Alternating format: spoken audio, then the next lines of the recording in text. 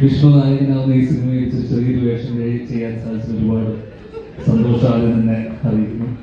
Sorry, Vishnu ഉള്ളിലാതെ ഒന്നിക്കുന്ന ഈ സിനിമയിൽ ചെറിയ ഭാഗമാകാൻ കഴിയുന്നുണ്ട്. ആദ്യം തന്നെ ഉള്ള സന്തോഷം. കാരണം നായകനാണല്ലോ മെയിൻ സംസാരിക്കുക. നമ്മൾ പ്രിൻസിലൊക്കെ സംസാരിച്ചു. മെയിൻ ഞാനായിരുന്നു. ഒറ്റ ദിവസം മെയിനാണ് സംസാരിക്കുക. ഈ സിനിമയെ കുറിച്ച് പറയുമ്പോൾ നമ്മളൊക്കെ സ്കൂൾ കാലത്തൊക്കെ പഠിച്ചുകൊണ്ടിരുന്ന സമയത്തൊക്കെ നമുക്കൊക്കെ ഏറ്റവും പ്രിയപ്പെട്ട ഒരു ഒരു ഒരു ഒരു മാഷുണ്ടാവും. ഈ മാഷെ ആദ്യമൊക്കെ നമുക്ക് മാഷിനെ എടുത്തു പോകുമ്പോൾ ഒരു ടെൻഷനായിരിക്കും. കാരണം മാഷ് ഭയങ്കര സ്ട്രിക്റ്റ് ആയിരിക്കും. അപ്പോൾ മാഷിനെ അടുക്കും തോറുമാണ് നമ്മൾ മനസ്സിലാക്കുക ഇദ്ദേഹം ഏതാ അതെ മാഷിനെ കുറിച്ച്. അപ്പോ നമ്മൾ അടുക്കുന്തോറും മാഷിന്റെ ഉള്ളിലുള്ള സ്നേഹം നമ്മൾ തിരിച്ചറിഞ്ഞു.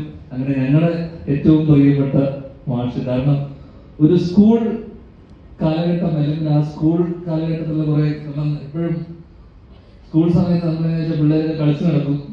കാരണം നമ്മള് ലിറ്ററലി കളിച്ചു നടക്കുകയായിരുന്നു. കളിയുടെ കാര്യമൊക്കെ പറയുമ്പോൾ നീക്കൊക്കെ ഒരുപാട് ഓർമ്മകളുണ്ടാവും അല്ലേ? അപ്പൊ മാഷ് നമ്മളെ വിളിച്ചോണ്ട് വരും, വാ പഠിക്ക് എന്ന് പറഞ്ഞിട്ട്.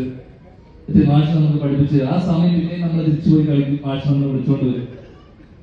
സത്യം പറഞ്ഞാൽ അങ്ങനെയായിരുന്നു ആ ഒരു സ്കൂൾ. അല്ലെങ്കിൽ ആ അവസാനമായി മനസ്സറിഞ്ഞ് ചിരിച്ചതും ഈ സെറ്റിലാണ്. ആദ്യം തന്നെ ഞങ്ങളുടെ എല്ലാവരുടെയും പ്രിയപ്പെട്ട മാഷിന് വിജയനങ്ങളിന് നന്ദി. ഈ സിനിമയുടെ ഭാഗമാകാൻ ഞങ്ങളെ ക്ഷണിച്ചതിന്. കാരണം സത്യം ഞങ്ങള് ഒരുമിച്ച് ഇത്രയും ആസ്വദിച്ചിട്ടൊരു സിനിമ ചെയ്തിട്ടില്ല എന്ന് തന്നെ പറയാം. അത്രമാത്രം രസങ്ങളുണ്ട്. കാരണം രസങ്ങളൊന്നും പുറത്ത് പറയാൻ പറ്റാതെ പരസ്യമായി പറയാൻ പറ്റുന്ന കാര്യങ്ങളായതുകൊണ്ട് തന്നെ പുറത്ത് പറയണില്ല. ഞങ്ങളുടെ കൊള്ളരുതായ്മകളെയും ഞങ്ങളെ ഇതൊക്കെ ക്ഷമിക്കുകയും കുറച്ച് കഴിഞ്ഞ് ഞങ്ങളോടൊപ്പം തമാശ പറയുകയും നമ്മളെ ഒക്കെ അടുത്ത് നിർത്തി ഞങ്ങളെ സ്നേഹിക്കുകയും ചെയ്ത ഞങ്ങളുടെ വിജയനങ്ങൾ. ഈ സിനിമയെ കുറിച്ച് പറയുമ്പോൾ സിനിമ ഈ തമാശകളും ഈ രസങ്ങളുടെയൊക്കെ അപ്പുറത്തേക്ക് ഈ സിനിമ ഒരു പഴയ പ്രിയദർശനുടെയൊക്കെ സിനിമകൾ ഓർമ്മപ്പെടുത്തുന്ന പോലത്തെ ഒരു ഫൺ ഫാമിലി എന്റർടൈനർ ആണ് ഈ സിനിമ. കാരണം ഒരുപാട് ആക്ടേഴ്സ് ഉണ്ട് ഇവിടെ വന്നിരിക്കുന്നതിന്. ഒരുപാട് നടന്മാരുള്ള ഒരു സിനിമ, ഒരു വലിയ സിനിമയാണ്. ആ രസങ്ങളൊക്കെ എനിക്ക് തോന്നുന്ന ഒരു പരിധിവരെ തിയേറ്ററിൽ ആൾക്കാർ ചിരിക്കാനും അല്ലെങ്കിൽ ഇഷ്ടപ്പെടുന്ന രീതിയിലുള്ള നല്ല ഹ്യൂമറുള്ള അല്ലെങ്കിൽ നല്ല രസമായിട്ടുള്ള കുറേ ഇൻസിഡൻസ് ഉള്ള ഒരു കോർത്തിണക്കിയിട്ടുള്ള ഒരു സിനിമയാണത്. അതിൽ ഇന്നത്തെ ദിവസം രഞ്ജിന്റെ ദിവസമാണ്. അപ്പോൾ മ്യൂസിക് ലോഞ്ച് എന്ന് പറയുമ്പോൾ രഞ്ജിൻ ഏറ്റവും റിസ്ക് എടുക്കുന്ന ഒരു മ്യൂസിക് ഡയറക്ടറാണ്. കാരണം രഞ്ജിൻ 2 സിനിമയിൽ പാട്ട് പഠിച്ചിട്ടുണ്ട്. ആദ്യത്തെ സിനിമ കുഞ്ഞമ്മീസ് ഹോസ്പിറ്റലിൽ രഞ്ജിൻ എന്നൊരു പാട്ട് പഠിപ്പിച്ചു. ഈ സിനിമയിൽ ഞാനും വിഷ്ണുവും ചേർന്ന് പാടുന്നൊരു പാട്ടുണ്ട്. അപ്പോൾ വിഷ്ണു പാട്ട് പാടിക്കൊണ്ടിരിക്കുന്ന സമയത്ത് വിഷ്ണുവാണ് ആദ്യം രാവിലെ വന്ന് പാട്ട് പാടിക്കൊണ്ടിരുന്ന സമയത്ത് ഞാൻ കാണുമ്പോൾ വിഷ്ണുവിന്റെ പാട്ട് കേട്ടിട്ട് ഞാൻ എന്തിനാണ് ഇങ്ങനെ പാടുന്നത്, എന്ത് ഓവറായിട്ടാണ് ഇങ്ങനെ പാടുന്നത്, ഞാൻ ഒറ്റയ്ക്ക് പാടിയ പോലെയായിരുന്നു പാട്ട്. ഞാൻ ചിന്തിച്ചിരിക്കുന്ന സമയത്താണ് എന്നെ പാടാൻ വിളിക്കുന്നു. അങ്ങനെ ഞാൻ പാടുന്ന സമയത്ത് എനിക്കിപ്പോ എല്ലാം കറക്റ്റായി തോന്നുന്നു. ഞാൻ പാടിയാൽ മതി. ആ സമയത്ത് വിഷ്ണു മാറി നിന്നിട്ട് ഞാൻ ഹെഡ്ഫോൺസ് ഒക്കെ വെച്ചിട്ട് പാട്ട് പാടുന്ന ഒരു വീഡിയോ വിഷ്ണു ഫോണിൽ ഷൂട്ട് ചെയ്തിട്ട് എന്റെ ഫോണിൽ നിന്ന് ഷൂട്ട് ചെയ്ത് ഇതൊന്ന് കണ്ടു നോക്കൂന്ന് പറഞ്ഞിട്ട് വിഷ്ണു കാണിച്ചു തന്നു.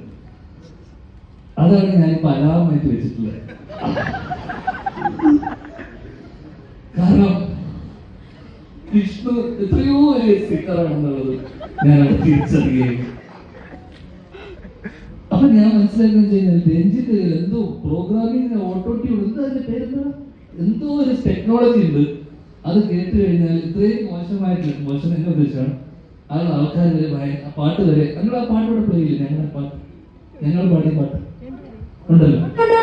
അപ്പൊ അങ്ങനെ പറഞ്ഞത് മനോഹരമായി പാടിയിരുന്നു. പക്ഷെ എനിക്കങ്ങനെ തോന്നിയില്ല. പക്ഷെ ഏതാ അത് സമയം എല്ലാരും പോയിട്ട് വെള്ളപ്പം എടുക്കുന്നു. അങ്ങനെ ഒരു പാട്ട് പാടാനുള്ള അവസരം തന്ന രഞ്ജിൻ, അത് നിന്ന് എവിടെയാണ് രഞ്ജിൻ കാണാറുണ്ട് പോയപ്പോ രഞ്ജിൻ, നന്ദി, സ്നേഹം.